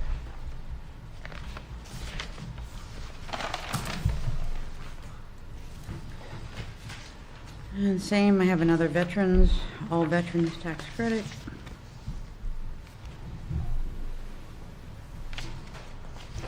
Next item I have are solar exemptions. This particular one is, This is all the people who got hit on their tax bill this year and because they didn't do it last year. I'm not sure when they, this is a new application, 3/7 of 26. This is for 90 Summit Road here in Plymouth, and they do qualify for a solar tax credit of $5,000. The next one is another solar tax credit, qualifies for $4,500, and this is on Langdon Street. Next item is a solar credit. This is for property on Bell Road for $6,000, and the applicant meets the qualifications. Another solar credit, $5,000, that meets qualifications, and this property is on Langdon Street. This is, I'm trying to think. We don't have to do these every year, do we? No. Isn't it once No, you do it it's once, it's once you good? do it, yeah. Okay, good. Filed. Just want to make sure I'm getting my solar tax Hey, credit. that's right. I was gonna say, Oops. The next item is another solar tax credit, safe. and this is for Batchelder Street, and $5,000. Did you throw your phone? That was my phone. It sounded like it. This one is a solar energy credit, Summit Road, in the amount of $5,000, qualifies. Not done yet, Kevin, getting there. Gosh, 27, 26. I'm actually surprised that these systems aren't valued higher, but I'm glad.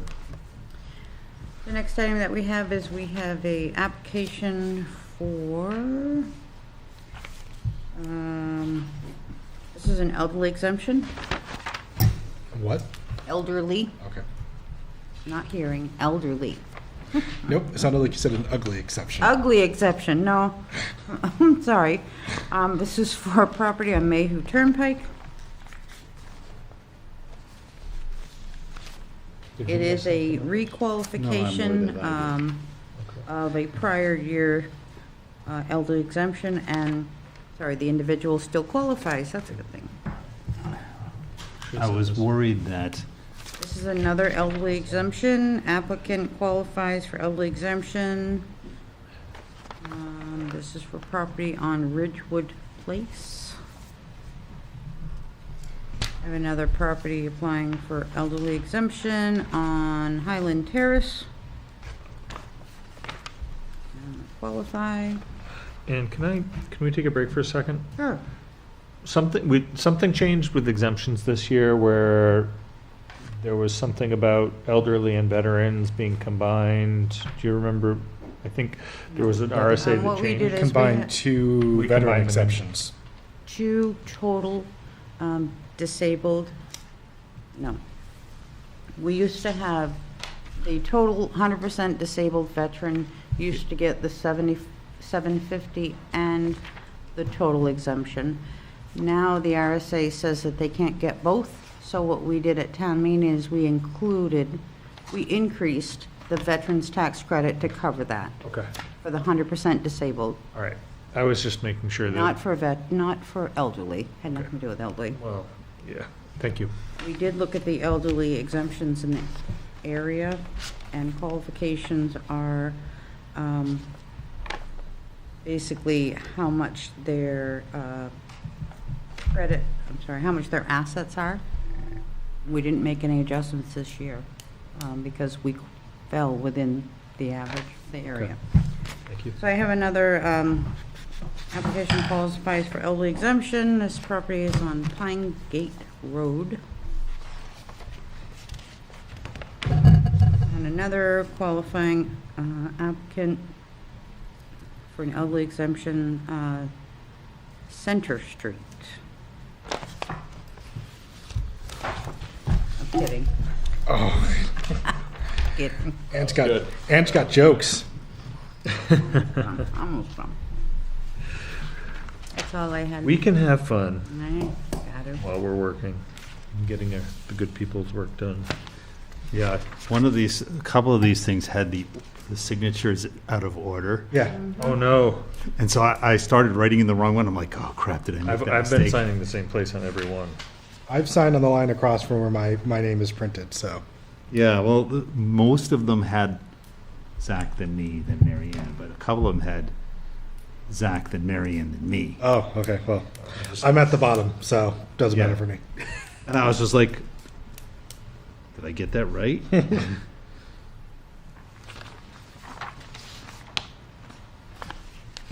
Maybe not safe. We'll see when I get home. Let's just say, oh. The front is fine. It might be the back that's broken. Did you break your phone? I don't know. We will see when I get home.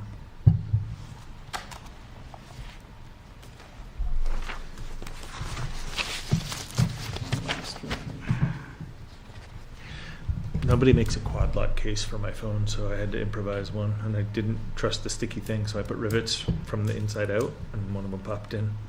So we'll see. Should be okay.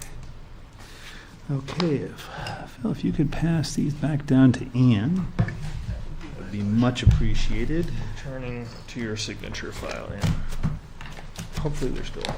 All right, that brings us into committee reports. I think we have Jason up first with Plymouth Water Village Sewer. I have nothing new to report right now, so we can go on to the next one. Oh boy, you're gonna make me remember with the planning board. Zach isn't here, so anybody else go to planning board? Oh, I did go to planning board. I just the planning board met. We had. Trying to remember what this meeting was. I think it was a busy meeting. We had a couple of site plans. There was a site plan that was on Yetton Road that was, they requested a continuation. I think anyway, there were multiple site plans. I think we had one hearing, and nothing out of the ordinary. Although that's what it was. We had a conceptual consultation with Mountain Village Charter School on the same presentation they brought to us for kind of a recreation development on their property that is on Tenny Mountain Highway. So there was some discussion about that. And then there was also some discussion with the same gentleman who came to talk to us about the potential encouragement of an easement on above the Spear property. So, Is that it? I think that's it. Any questions for Phil? It is. I can guarantee that is not a complete recording. Really? Recording. Really? I would never have guessed that. Keep going. I felt like I was in the meeting. You're welcome. All right. We'll move on to the Plymouth School District. This was from back at the beginning of the month.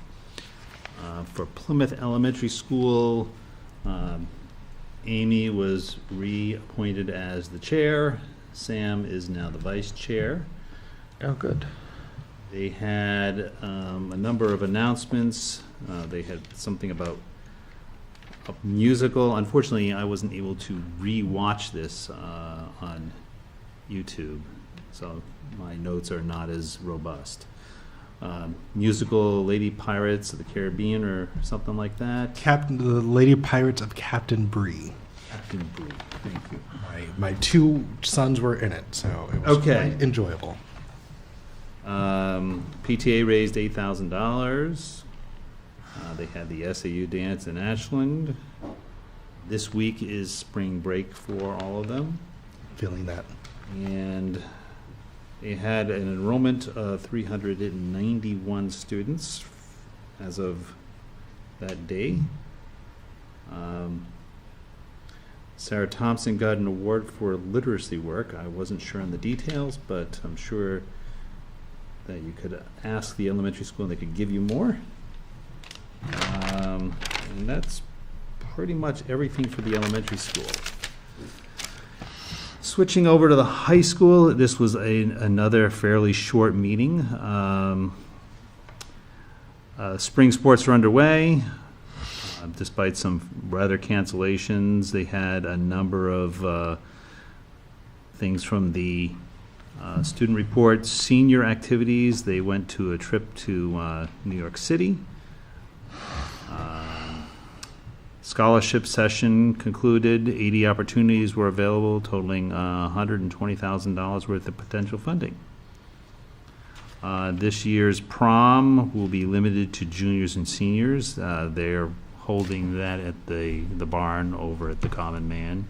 Is it not normally limited to juniors and seniors? Well, in years past, underclassmen could attend with. Okay, with a yes. They were invited. Yeah. Oh, interesting.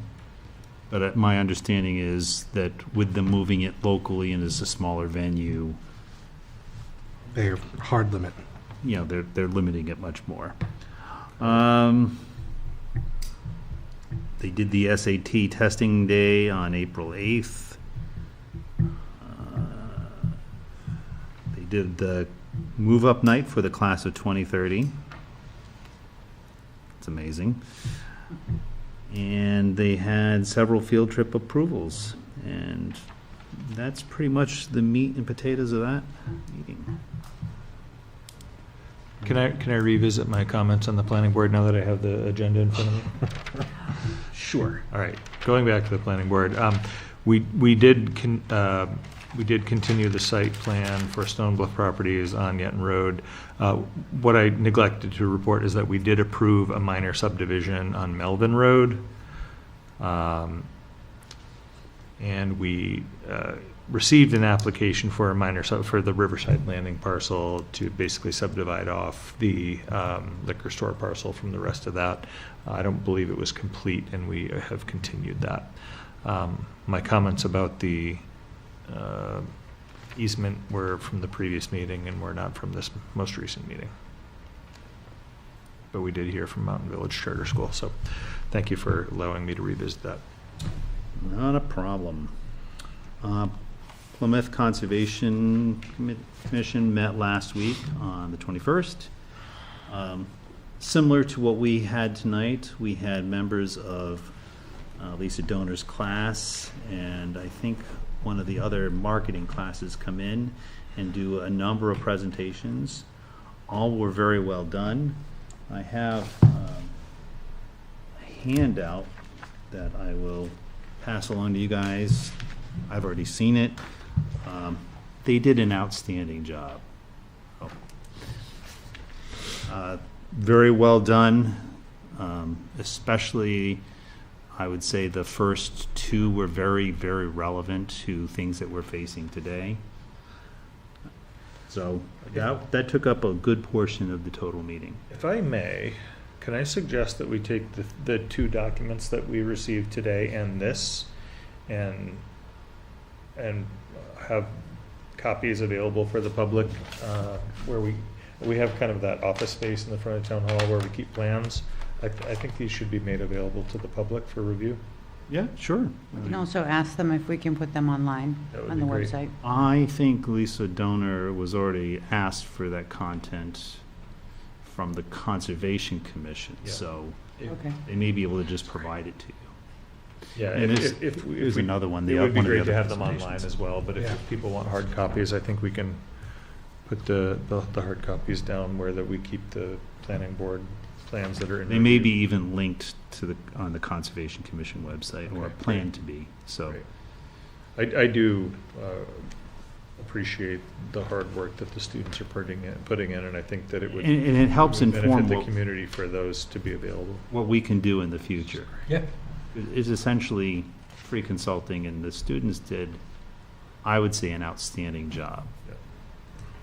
Wow, this is great. Almost, like professional quality there. Yeah, this is really amazing. Yeah, I mean, for I'm a not gonna student get it. project, I couldn't ask for more. And in my humble opinion, 2 of the presentations were also done by, they had one person in common between the 2 of them. And she was a very well-spoken orchestrator of both of those activities. They did talk quickly about the budget. They talked about their plow bill being paid and some lumber they bought, and also talked about their balances that they got from Ann. Page Street easement passed. NRI review. There was a discussion around reviewing different pages in the NRI. They wound up assigning pages of the NRI to individual board members to review for next time. Of note, the 25th anniversary of the Walter Trail is coming up. The Rotary has expressed interest in committing funds and resources to assisting in that activity, so that was a topic of conversation. The Trails Committee is going to do some cleanup on last Saturday, and they have some new blazing to be done.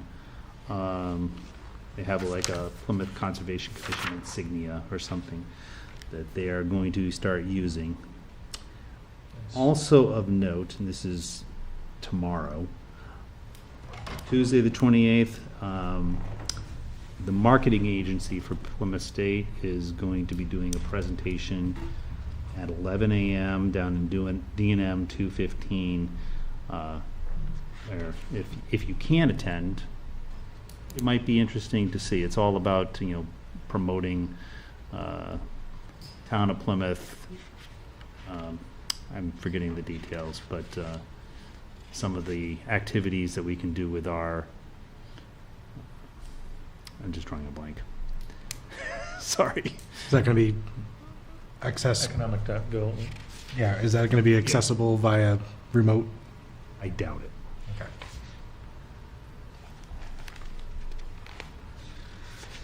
All right, that's it from the Conservation Commission. Capital improvements, Zach's not here, but I don't think anything's happening on that right now anyway. LRPC, No, nothing. heard from them. Parks and Rec, no Mary Ann. Energy Commission, Phil. Energy Commission has not met since our last meeting. Advisory Budget Committee is still on hiatus until August-ish, right? Mm-hmm. Chamber of Commerce, no Mary Ann, so nothing there. Perlac, anything from them? I have not heard anything from them.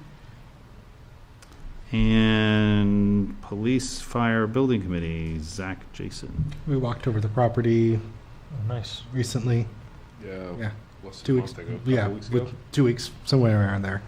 Just kind of got a scope of the property, figure out, some idea of what we need to start looking at, and then put out the initial draft of the RFQ that Maggie referred to earlier. So Paul Montour reported that there should be a very expensive sewage ejector pump on the McDonald's site. I heard that.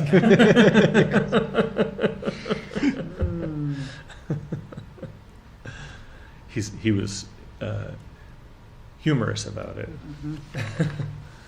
Who knows what condition it's in, but I wouldn't be surprised if the plans for that facility require some form of pumped sewage to get things to drain, to get it over the hump. So.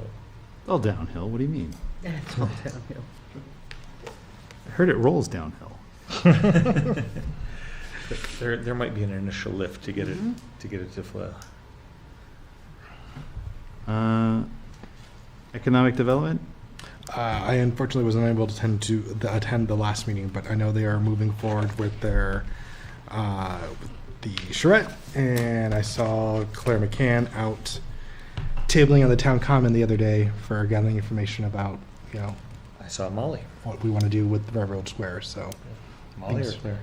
I saw Claire. Okay, Molly was there on Sunday. All right.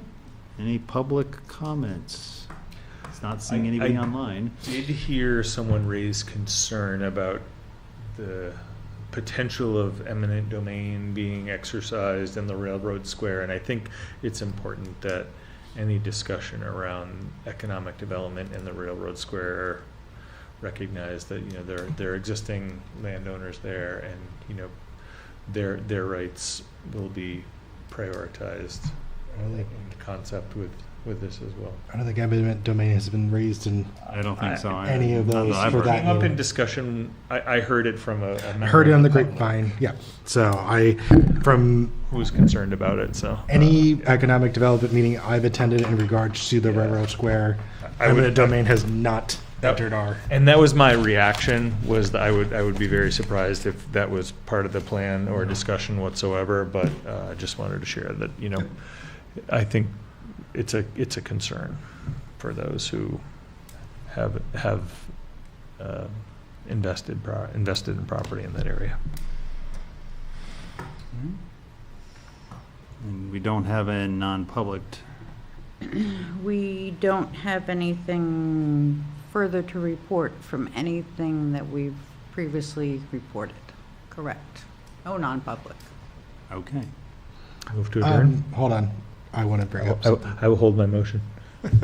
One of the things I've been looking into is I have a former colleague who has advised towns on town manager searches. And so I'm gathering information for that to bring back to the board for discussion on Great. rendering their services for increasing our pool. Our town manager search is ongoing, yes? Yes. It's ongoing. So, but they might be able to provide some assistance in order to facilitate with that search. Thank you. So that's it. Do you need a motion on that, or? No. You're so, that was just a feel good. That's just an FYI. Okay. So I will make a motion to adjourn. Second. Okay, any discussion? I'm not discussing. All those in favor? Aye. Hey.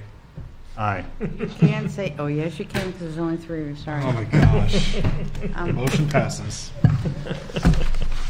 Thank you all. Why are you so difficult now? He just likes to be that guy. I am. A It's caution. okay. We love you anyway. Like that happen. Because